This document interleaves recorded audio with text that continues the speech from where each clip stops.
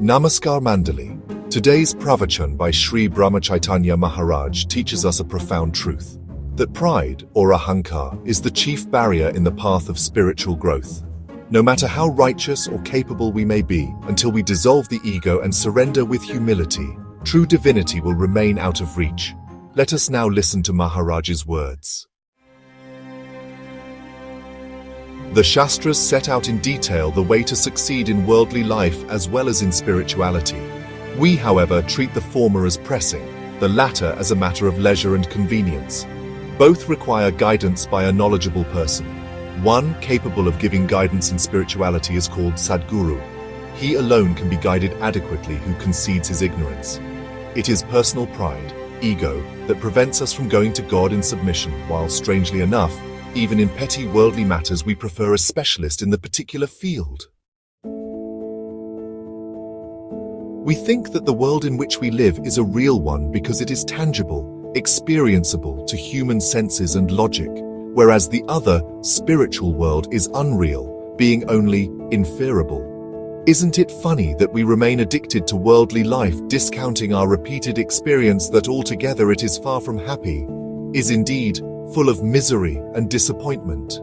It is evidently duplicity, then, to plead lack of experience and experimental proof for not taking to spirituality. We conduct our life in a very straightforward manner, without deceit, dishonesty, or sin. Where then is the need to do anything by way of spiritual quest? This is a question posed by some. It should be understood that however pure worldly life may be, it cannot lead to the divine unless it is completely divested of self or ego. That is, unless all doership is assigned to the Lord. The body-am-I feeling is identical with ego and rises from desire. He who kills, annihilates desire alone qualifies for divine knowledge.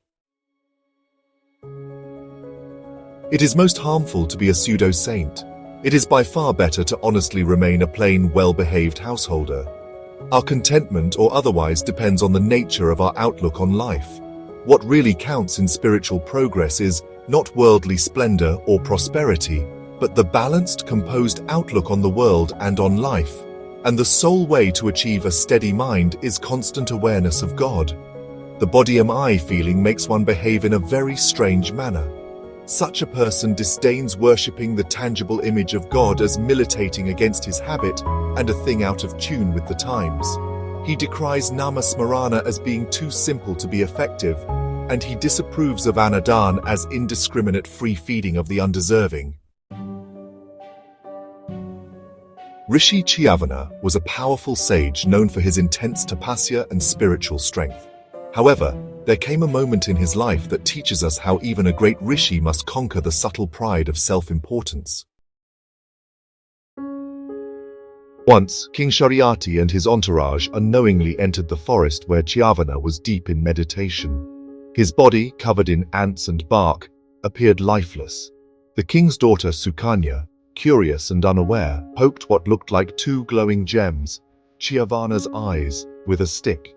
The enraged sage awakened, blinded and furious, cursing the king's camp with calamity. To atone, Sukanya was married to the now old and frail Chyavana and served him with great devotion. But Chyavana still bore the inner fire of pride. Longing to regain youth and status, he undertook a plan. He invoked the Ashwini Kumaras, the celestial physicians, and requested restoration of youth in return for getting them their rightful share of the Soma offering, which they were denied by Indra. The gods objected to this disturbance of divine order. Indra himself appeared, thundering with pride, ready to strike Chyavana for allowing mortals to challenge the gods' hierarchy. But Chyavana, proud of his yogic power, stood firm and froze Indra's hand mid-air, paralyzing the celestial king. It was only then, as tension escalated, that Chyavana realized the deeper truth. Power without humility only deepens separation from the divine. His pride, even if rooted in righteousness, had become a block. In the end, through surrender and wise negotiation, harmony was restored.